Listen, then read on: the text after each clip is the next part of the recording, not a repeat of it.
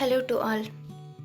ரொம்ப நாளாக யூஸ் பண்ணாத, ரொம்ப நாளாக க்ளீன் பண்ணாத இந்த இடத்த தான் நம்ம இப்போ க்ளீன் பண்ணி யூசேஜ்க்கு கொண்டு வர போகிறோம்.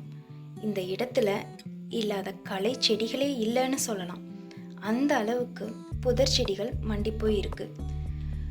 க்ளீன் பண்ணுறது ரொம்பவே கஷ்டம் அப்படிங்கிறதுனால வேறு வழியே இல்லாததால் களைக்கொல்லி மருந்தை பயன்படுத்தி ஓரளவுக்கு களைகளை கட்டுப்படுத்தினதுக்கு அப்புறமா தான் உழவு ஓட்டினோம்.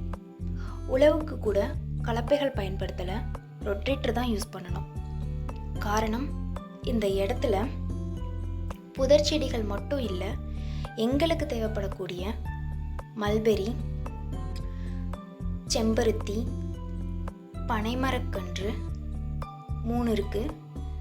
அது இல்லாமல் அத்தி, நாவல், மகோகனி, தென்னை, வாழை, இந்த மரக்கன்றுகளோட வேர்கள் அஃபெக்ட் ஆகக்கூடாது அப்படிங்கிறதுக்காகவும் தான் நாங்கள் ரொட்டேட்டர் யூஸ் பண்ணோம். ஸோ இதுக்கு இடையில் இருக்கிற இந்த இடத்த தான் நம்ம எப்படி யூஸ் பண்ண போகிறோம், ஆல்ரெடி இருக்கிற மரக்கன்றுகளையும் விட்டுடாமல் எப்படி பராமரிக்க போகிறோம் அப்படிங்கிறத பற்றி அடுத்தடுத்த வீடியோஸில் நம்ம பார்க்கலாம். கொஞ்சம் சவால்கள் நிறைஞ்சதாகவும் இருக்குது. எப்பேற்பட்ட சவால்கள் அப்படிங்கிறதையும் அடுத்தடுத்த வீடியோக்களில் பார்க்கலாம். சப்ஸ்கிரைப் பண்ண மறந்துடாதீங்க. லைக் பண்ணி ஷேர் பண்ணுங்கள்.